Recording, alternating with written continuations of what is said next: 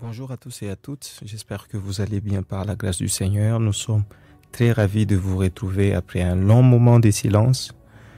C'est pas toujours facile entre les activités au quotidien et tenir une chaîne sur YouTube, c'est pas toujours facile. Mais je crois que Dieu va nous faire grâce de pouvoir organiser notre temps de manière à être permanent, régulier sur la chaîne. Donc dorénavant, vous aurez au moins 3 vidéos par semaine, lundi, mercredi et dimanche.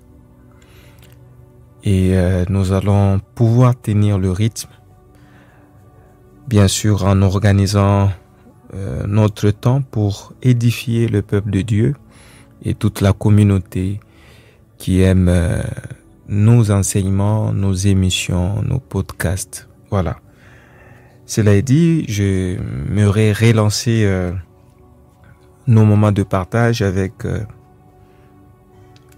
un sujet: comment ouvrir le 3e ciel pour recevoir des visions. Comment est-ce que vous pouvez accéder à la dimension céleste pour recevoir des visions, pour recevoir des instructions divines. Bien sûr, tout cela à la lumière de la parole de Dieu. Alors, je vais d'abord commencer avec la première question, celle de savoir comment recevoir une vision. Alors, vous devez savoir que les visions sont reçues principalement dans l'esprit, avec un degré variable d'implication du monde naturel. C'est-à-dire que les visions se manifestent le plus souvent de manière naturelle, ou plutôt pas de manière naturelle, mais se manifestent le plus souvent en se matérialisant dans le monde matériel. Je vais expliquer. Par exemple, lorsque quelqu'un reçoit une vision, il peut ressentir, il peut vivre cela de manière intense sur le plan émotionnel. Par exemple, lorsque vous êtes alité, vous êtes couché sur votre lit et vous voyez des images, et pendant que vous êtes en train de voir ces images, vous gesticulez. Ça, c'est pas un rêve, c'est une vision. Alors, une personne peut recevoir une vision avec les yeux naturels, grandement ouverts, et voir dans l'esprit. Donc, vous pouvez être là, dans votre canapé, en train de regarder la télé, et tout d'un coup, vous recevez une vision. Donc, ce n'est pas obligatoire de recevoir une vision qu'en ayant les yeux fermés. Alors, dans les apparitions, cependant, les événements surnaturels peuvent être perçus avec les sens naturels et même de manière tangible. Donc, les apparitions peuvent être reçues de manière surnaturelle, mais vous les percevez avec vos sens. Vous écoutez avec votre oreille. Je donne un exemple. Lorsque Ézéchiel voit la vision où il mange un livre, il donne même le goût qu'avait ce livre-là. Or, sur le plan spirituel, ce qui est esprit n'a pas des sensations purement physiques, naturelles, en termes de sens. Donc, nous essayons de vouloir faire comprendre que toute vision, la plupart des visions, les visions, ont toujours des implications dans le monde naturel. Et de là, je veux parler un peu de l'interaction entre les visions et la nature physique. En fait, les visions sont les rencontres spirituelles impliquant différents points dans ce monde. Dans certains cas de la Bible, les personnes qui ont eu des visions ont conservé des traces physiques résiduelles de leur rencontre. Je donne l'exemple de Jacob. Dans Genèse chapitre 32, le verset 24 à 25, lorsqu'il a cette rencontre sur le plan de la vision avec l'ange de l'Éternel. Vous connaissez l'histoire, Jacob va se débattre avec cet ange jusqu'à l'aube et l'ange va lui poser la question, qu'est-ce que tu veux? Et il répond, je veux que tu puisses me bénir. Et l'ange va le frapper au niveau de sa hanche. Et la Bible dit, même après cette rencontre, il va commencer à boiter. Contrairement aux rêves, les visions peuvent être d'ordre collectif. Cela veut dire plusieurs personnes peuvent voir une vision, tandis que leurs rêves sont individuels. Alors, parlons maintenant de vision et de troisième ciel. Pour vous faire comprendre quelque chose là-dessus, c'est que vous devez comprendre sur l'aspect organisationnel, structurel. Vous avez le premier ciel, c'est l'atmosphère, l'environnement, le nuage qui vous couvre. Vous avez le deuxième ciel, que le livre d'Apocalypse appelle le milieu du ciel. C'est là où il y a le combat spirituel, selon Éphésiens chapitre 6, le verset 12. Et vous avez le troisième ciel, qui est le ciel où il y a le trône de Dieu, la gloire de Dieu et toute sa puissance. Alors vous devez comprendre que la fréquence des visions reçues dans un lieu particulier reflète l'ouverture du troisième ciel sur ces lieux. Le troisième ciel est le lieu de la gloire de Dieu et de son trône. Dans Genèse 28, 12 à 13, Jacob voit le ciel ouvert. Jésus a parlé de cieux ouverts dans Jean chapitre 1, le verset 51. Les cieux se sont également ouverts lors du baptême de Jésus.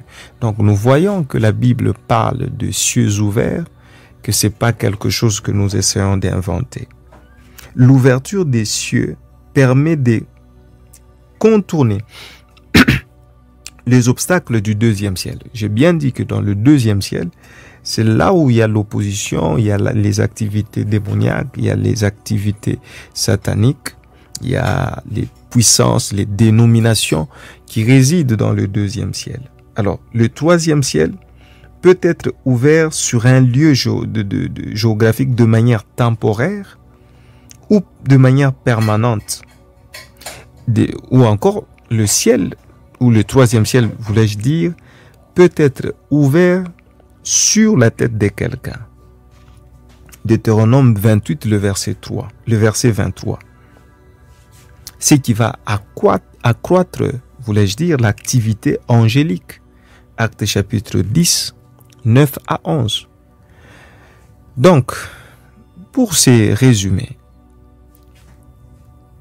la fréquence de réception des visions est liée à l'ouverture de cieux sur la tête de quelqu'un ou sur un lieu bien particulier. Alors, vous devez savoir que dans la Bible, il existe des lieux qui ont une connotation particulière par rapport à leur connexion avec le ciel. Vous avez par exemple Jérusalem, vous avez Bethel, vous avez Sion. Ce sont des lieux spécifiques bien particuliers qui ont une connotation avec une connexion bien précise avec le ciel. Alors, comment vous pouvez,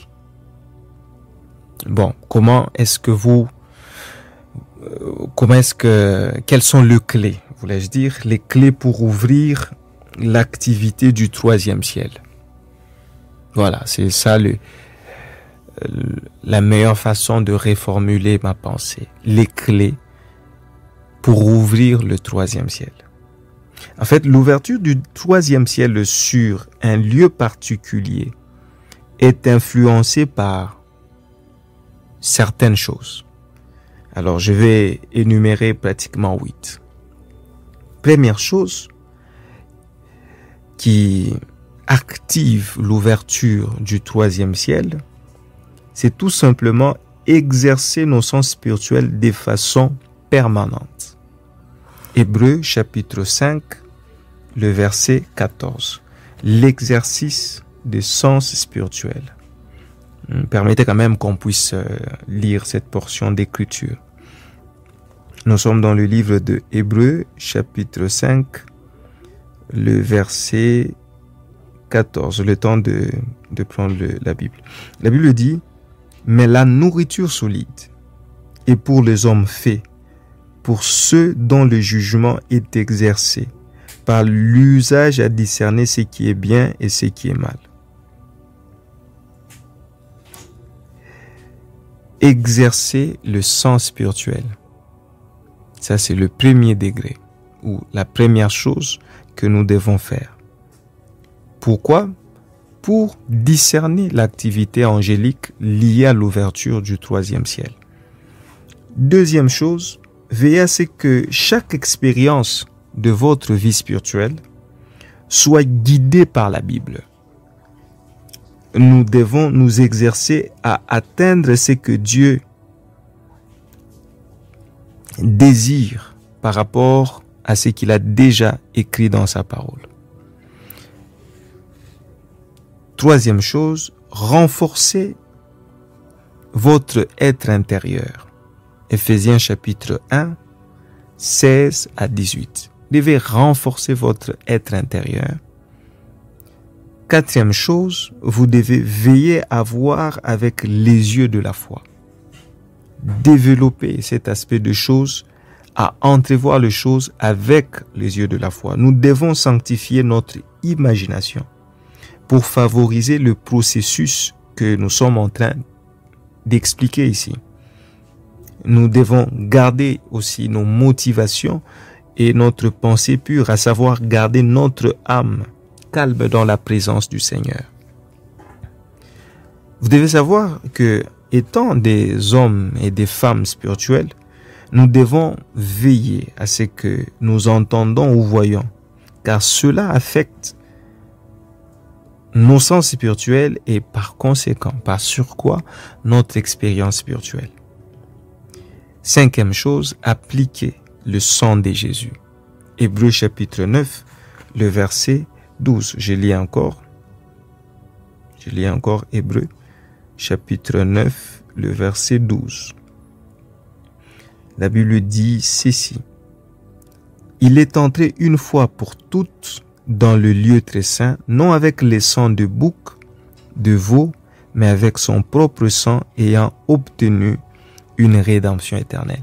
Grâce au sang de Jésus, il a ouvert les cieux.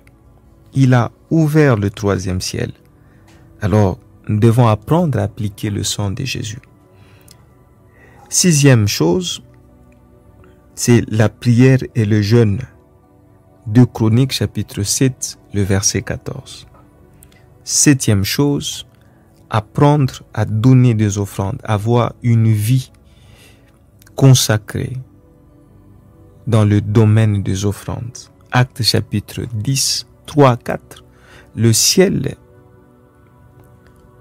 s'ouvre aussi grâce aux offrandes. C'est pas un aspect à négliger. C'est vrai qu'il y a beaucoup d'abus aujourd'hui dans notre temps moderne sur les offrandes, mais je ne veux pas faire le mélange entre ce que la Bible enseigne et ce que les gens ou le soi-disant faux prophète, le soi-disant homme de Dieu font. La confusion, les offrandes sont indispensables dans l'exercice spirituel. Et la huitième chose, c'est la méditation de la parole de Dieu. 2 Pierre chapitre 1, le verset 19. Voilà, je pense que ce sont des choses qui peuvent vous aider à développer la capacité à ouvrir le ciel sur votre vie. Maintenant, qu'est-ce qui peut fermer le ciel? Alors ça, à cette question, nous allons pouvoir répondre à cette question le dimanche. Le dimanche pour la suite de notre enseignement. Le dimanche, nous allons parler de qu'est-ce qui peut fermer le ciel sur la vie de quelqu'un ou sur un lieu bien précis. Sinon, n'hésitez pas à partager, à liker. Voilà, ça aide énormément la chaîne pour que la chaîne soit référencée. Alors, n'hésitez pas à laisser des commentaires. Si vous n'avez pas de commentaires, dites même Amen. Ça va toujours nous faire du bien. Que Dieu vous bénisse.